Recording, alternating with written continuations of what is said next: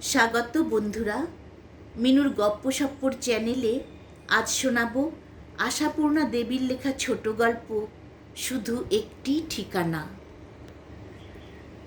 লোকটাকে কদিনই দেখছে অসিত।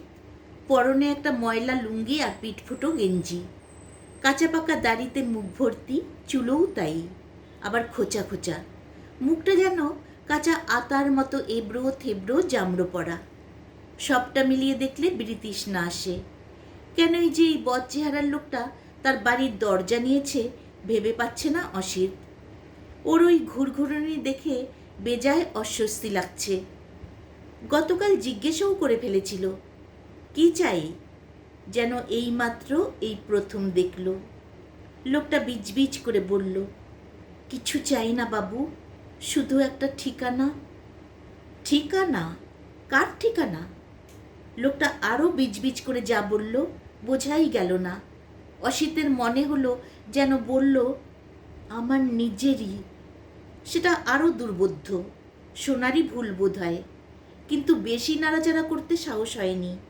দিনকাল তো ভালো নয়, হয়তো দুবার জিজ্ঞেস করলে চোখ গরম করে বলে উঠবে, কর্পোরেশনের রাস্তাটা আপনার কেনা নাকি বাবু? আর তারপরেও কথা কইলে হয়তো গেজে থেকে ছুরি বার করে নাকের সামনে নাচিয়ে জিজ্ঞেস করবে, জিনিসটা চেনেন বাবু? কিন্তু আজ লোকটা একেবারে বাড়ি ঢোকবার দরজার সিঁড়িতে বসে আছে। ব্যাপার তো সুবিধের নয়। এর ওপর আবার অফিসের সাধনবাবু অসিতকে গাড়ি থেকে নামিয়ে দেওয়ার সময় নিচু গলায় বলে গেলেন, লোকটাকে বলো তো রায়চৌধুরী, কদিনই এ সময় দেখছি এখানে ঘুরছে, কি মতলব কে জানে, তুমি বরং থানায় একটু জানিয়ে রেখো। সাধনবাবু অফিস থেকে গাড়ি পান। অফিসের 2-3 প্রিয় ব্যক্তিকে সে গাড়ির ভাগ দেন তিনি, অবশ্য তার নিজের গন্তব্য পথে পরে বলে। অসিতের বাড়ির একটু পরেই তার বাড়ি। অসিতের একবার মুখে এসেছিল, আমি বাড়ির মধ্যে ঢুকে যাই সাধনবাবু, তারপর আপনি। কিন্তু সত্যি তো আর ওরকম বুদ্ধুর মতো কথা বলা যায় না, অথচ ওই লোকটার পাশ কাটিয়ে কলিং বেলটা টিপতে হবে। তাছাড়া দরজা খোলা পেয়ে যদি অসিতের সঙ্গে সঙ্গে হুড়মুড়িয়ে বাড়ির মধ্যে ঢুকে পড়ে, অতএব ওকে অন্তত দরজা থেকে সরানো দরকার। রাগ আর অস্বস্তির সঙ্গে ভয় মিশলে যেমন একটা চড়া অথচ আলগা মতো গলা হয়, তেমনি গলায় প্রশ্ন করে অসিত, প্রায়ই তোমায় এখানে দেখছি, ব্যাপার কি? লোকটা তাড়াতাড়ি উঠে দাঁড়ালো। না, গেজে থেকে ছুরি টুরি বার করলো না, বরং দুটো হাত প্রায় জোর করার মতো করে কচলাতে কচলাতে বলল, আপনার সঙ্গে একটা কথা ছিল বাবু। সেরেছে, ভাবল অসিত, আমার সঙ্গে আবার ওর কি কথা? তাহলে কি সাহায্য? কিন্তু চেনা নেই, জানা নেই, হঠাৎ কী ধরনের সাহায্য চেয়ে বসতে পারে? লোকটা যদিও বাংলাতে কথা বলল, তবু ওকে বেহারি বলেই মনে হলো। যাক, দরজা থেকে সরে এসেছে। অসিত কলিং বেল টিপল আর মনে মনে ভাবল, দরজা খুলতে সুলতা না এসে পড়ে, যেন নিমাই আসে বাবা, তাহলে একটু পৃষ্ঠবল বাড়ে। সুলতা দরজা খুললে কীভাবে দরজাটা মাত্র একটু ফাঁক করে ঢুকে পড়বে, তাই ভাবতে ভাবতে বেলটা আর একবার টিপল। ভাগ্যক্রমে নিমাইটাই এলো এবং লোকটার দিকে একটা সন্দেহবিদ্ধ দৃষ্টি হেনে পাশ কাটিয়ে দাদাবাবুকে ঢুকতে দিল। অসিত ঢুকে যাবার আগে আর একবার একটা করুণ মিনতি শুনতে পেল, বাবু, কথাটা একটু শুনলেন না? ঢোকবার ওই দরজাটার পাশেই সরু যে জানালাটা আছে, নিমাই তাতে মুখ রেখে বলল, বাবু এইমাত্র অফিস থেকে এলো। অর্থাৎ এটা বিরক্ত করার টাইম নয়। জানালাটাও ভালো করে বন্ধ করে দিয়ে গেল নিমাই। লোকটা কিন্তু নড়ল না, বন্ধ হয়ে যাওয়া দরজার জানালা দুটোর দিকে তাকিয়ে দাঁড়িয়েই রইল। বাড়ির দেয়ালটার গায়েই যেন কি খুঁজছে, খুঁজছে দরজার গায়ে। সুলতা বলল, একটা লোক কদিন এখানে ঘোরাঘুরি করছে, দাদা দেখেছ? অসিত বলল, দেখেছি, লোকটা সুবিধের নয় বলেই মনে হচ্ছে। একটা কোনো না কোনো মতলব না থাকলে এভাবে ঘোরে না। ওই জন্যেই কাল বেরোবার সময় বলে গিয়েছিলাম সাবধানে থাকতে। দরজা টরজা একদম খুলে রাখিস নে। নিমাইটাকেও সাবধান করে দিস, যেন দরজা খুলে রেখে চিঠি ফেলতে বা খাবার টাবার কিনতে না যায়। পিসিমাকেও। আমার কিন্তু খুব ভয় ভয় করছে যে দাদা, সুলতা বলল। আজ একবার ছাদ থেকে পিয়ন এসেছে দেখে নেমে এসে জানালাটা খুলেছি, অমনি লোকটা শুট করে জানালার ধারে এসে দাঁড়িয়ে পিয়নকে জিজ্ঞেস করছে, এই বাড়ির ঠিকানা কি ভাই? ভয়ে আমার যেন গায়ে কাঁটা দিয়ে উঠল। হঠাৎ ওই রকম কথাটা বললো কেন বলতো? তাড়াতাড়ি জানালা বন্ধ করে দিলাম। পিয়ন কি বলল শুনতে পেলাম না। ভাবনার কথা বলে চিন্তিত মুখেই চায়ের পেয়ালাটা টানলো অসিত। রাত্রিরে আর ওরা বাড়ির দরজা খুলল না। অসিতের সিগারেট ফুরিয়ে গিয়েছিল, তবুও না। পরদিন সকালে অবশ্যই না খুলে উপায় নেই। ঝি আসবে ভোরবেলা, তারপর নিজেদেরই কত কাজ। দুধ আনা, বাজার করা, জামা ইস্ত্রি করিয়ে আনা, পাউরুটিওয়ালাকে পয়সা দিতে যাওয়া ইত্যাদি। সুলতার এখন কলেজ ছুটি, তাই ওকে বেরোতে হবে না এই যা রক্ষে। সকালে অসিত নিমাইকে বলল, দরজা খুলে এদিক ওদিক দেখে নিয়ে তবে বেরোবি। সকালে তো ওটাকে দেখিনি দাদাবাবু, তবে কাল বাজারের মোড়ের চায়ের দোকানে ওই রকম একটা লোককে দেখেছিলাম মনে হচ্ছে। তার মানে এই অঞ্চলটা ছাড়ছে না। অসিতের গলার স্বরটা বেশ খাদে শোনালো। এই সময় এই বাবা কানপুরে দিদির বাড়িতে গিয়ে বসেই রইলেন যে কেন? গ্রীষ্মের ছুটিটা কি কানপুর বেড়াতে যাওয়ার পক্ষে বেশ উপাদেয়? বাবা অধ্যাপক, বাবার জামাই অধ্যাপক। গ্রীষ্মের ছুটিটাতেই ওরা স্থান বিনিময় করে থাকেন। কোনোবার ওরা এখানে, কোনোবার বাবা ওখানে। সুলতা একবার গিয়েছিল, আর যেতে চায় না। অতএব অসিতকেই অস্থায়ীভাবে বাড়ির অভিভাবকের পদ গ্রহণ করতে হয়। এবারেও তাই হয়েছে। অবশ্য অসুবিধে কিছুই ছিল না। এই লোকটাই হঠাৎ, ভয়ের যতই কারণ থাকুক, অফিস কামাই করে বাড়ি বসে থাকা যায় না। বাড়িতে মুমূর্ষু রোগী রেখেও অফিস যেতে হয়। অতএব দরজার বাইরে একটা বদ চেহারার লোক ঘোরাঘুরি করছে বলে বাড়ি বসে থাকাটা হাস্যকর। সাধনবাবু গাড়ির হর্ন বাজাতেই অসিত আর একবার সুলতাকে সাবধান করে দিয়ে ব্যাগ নিয়ে বেরিয়ে এলো। সাধনবাবু এদিক ওদিক তাকিয়ে বললেন, সেই লোকটা কাল কোনো উৎপাত করেনি তো? না, উৎপাত কিছু করেনি। অসিত ইতস্তত করে বলে, তবে শুনছিলাম নাকি পোস্টম্যানটার কাছে আমাদের বাড়ির ঠিকানা জিজ্ঞেস করছিল। তাই নাকি? সাধনবাবু বললেন, ব্যাপারটা চিন্তার রায়চৌধুরী, একটু সাবধানে থেকো। আর থানায় একটু জানিয়ে রাখলে ভালো করতে।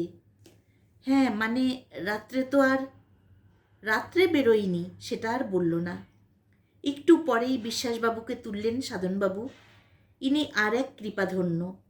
সাধনবাবুর গাড়ির ভাগ পান। বিশ্বাসবাবুকে তোলার পর সাধনবাবু বয়সোচিত মুরব্বিয়ানার চালে বলেন, দিনকাল ভালো নয় হে বিশ্বাস, একটু সাবধানে থেকো। কদিন দেখছি রায়চৌধুরীর বাড়ির ওপর একটা বদলোক নজর রেখে বসে আছে। আবার পোস্টম্যানের কাছে নাকি বাড়ির ঠিকানা চাইছিল। ঠিকানা চাইছিল?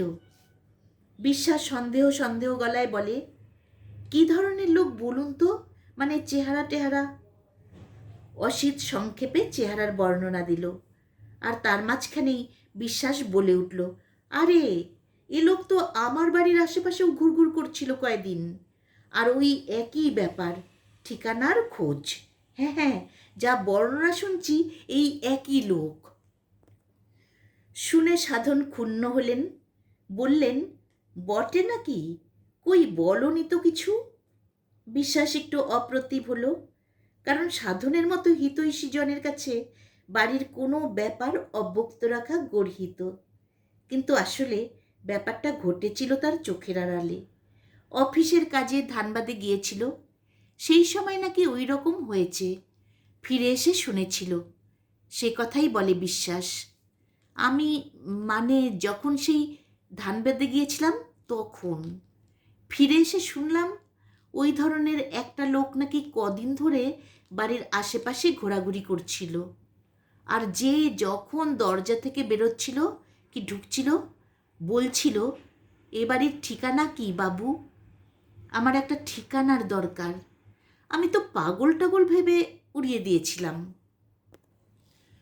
সাধনবাবু গম্ভীর হন, বলেন, তোমরা এই ইয়াংম্যান রক্ত তাজা, সব কিছু উড়িয়ে দিতে পারো, আমরা তো পারি না, বুঝলে?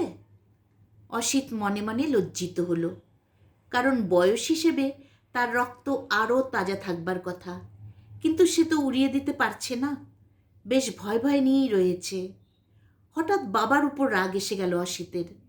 বাবাই তাকে বুড়ো বয়স পর্যন্ত খোকা রেখে এইটি করেছেন। বাবা বাড়িতে না থাকলেই অসহায়তা বোধ, তবু একটা খোকার মতোই কথা বলে বসে সে। বলে, আর একটা জিনিস লক্ষ্য করছি, বাড়িতে বাড়ির কর্তার অনুপস্থিতি ঘটলেই এটা হচ্ছে। বিশ্বাসদা যখন বাইরে গেছিলেন তখন বিশ্বাসদার বাড়িটিকে টার্গেট করেছিল।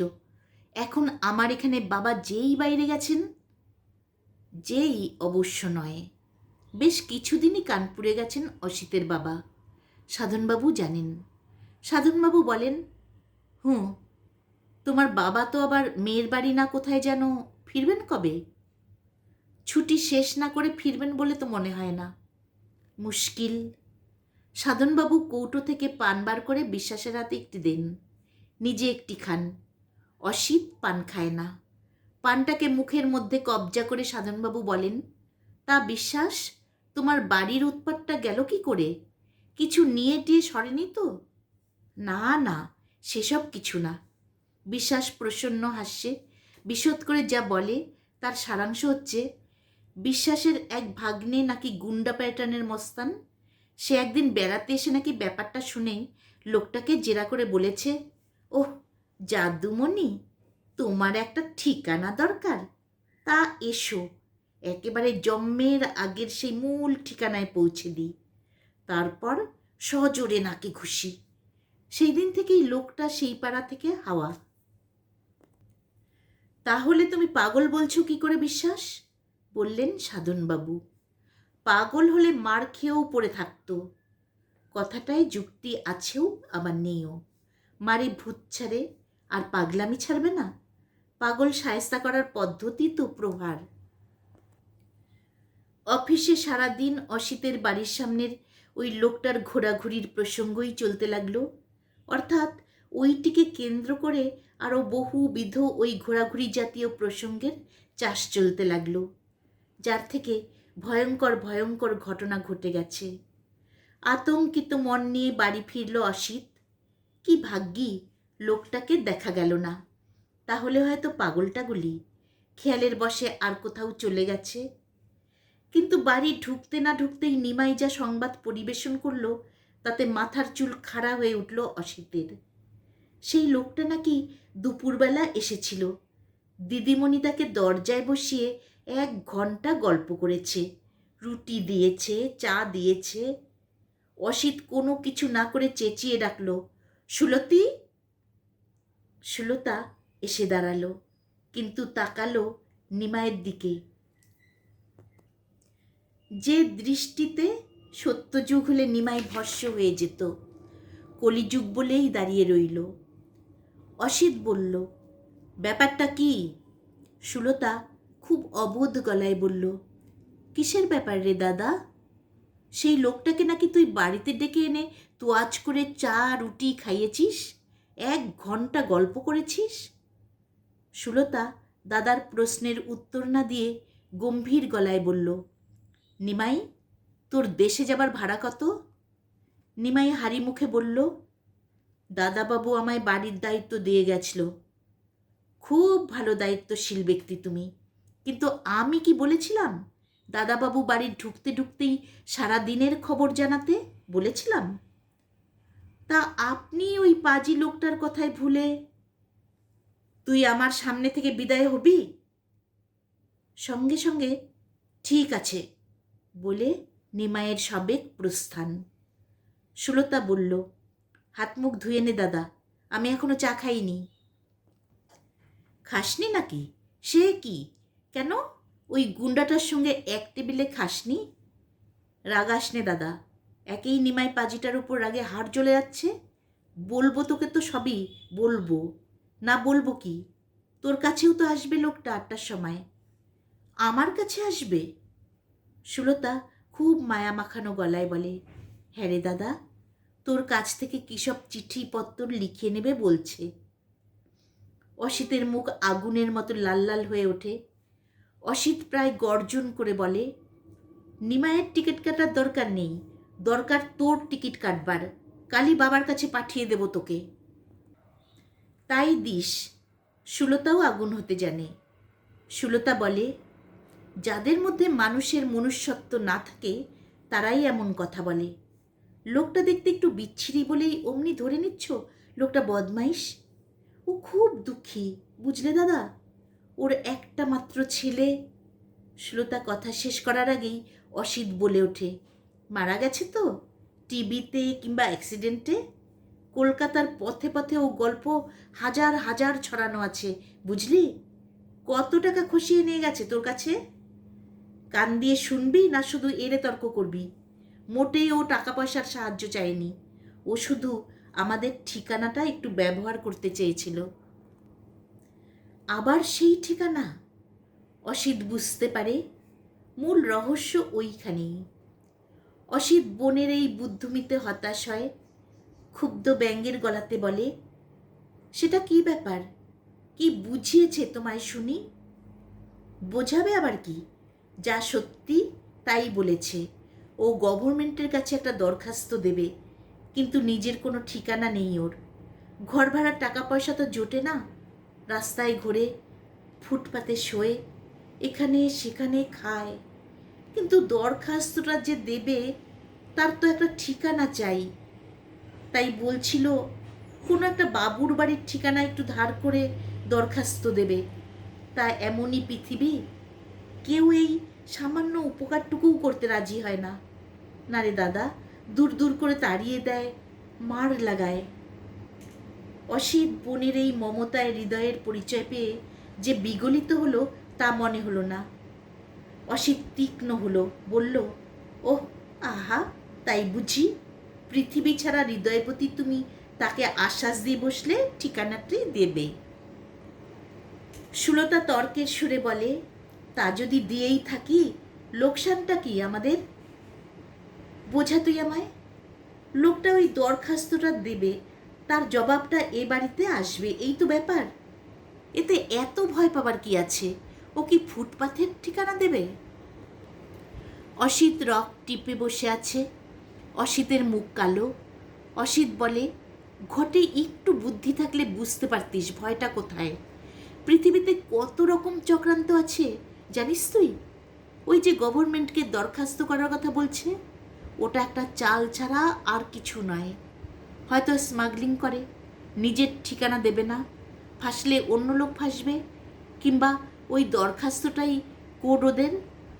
সুলতা গালে একটা আঙ্গুল ঠেকিয়ে বলে, আচ্ছা দাদা, সংসারে কোনো জেনুইন কিছু থাকতে পারে না? থাকতে পারে, কিন্তু তুমি চিনবে কি করে? চোর, জজ্জোর, ঠগ, বদমাইশ সংসারে ভর্তি যে। এ লোকটা ঠগ নয়, বলল সুলতা খুব বিশ্বাসের সুরে। ও যা বলেছে সত্যিই বলেছে। ওর ছেলে যুদ্ধে গিয়েছিল, মারা গেছে, বুঝলে? একমাত্র ছেলের মারা যাওয়াটা কেউ বানিয়ে বলে না। ওকে কে যেন বলেছে, যুদ্ধের যারা মারা যায় গভর্নমেন্ট তাকে দুস্থ পরিবারকে ভাতা দেয়, তার জন্য দরখাস্ত করতে হয়। তা ওর মতো দুস্থ আর কে আছে বল? আপন বলতে কেউ নেই, ঘর নেই, বাড়ি নেই, দরখাস্ত যে করবে তার বিদ্যে নেই। শুনলে তোর মায়া হয় না দাদা? না, হয় না।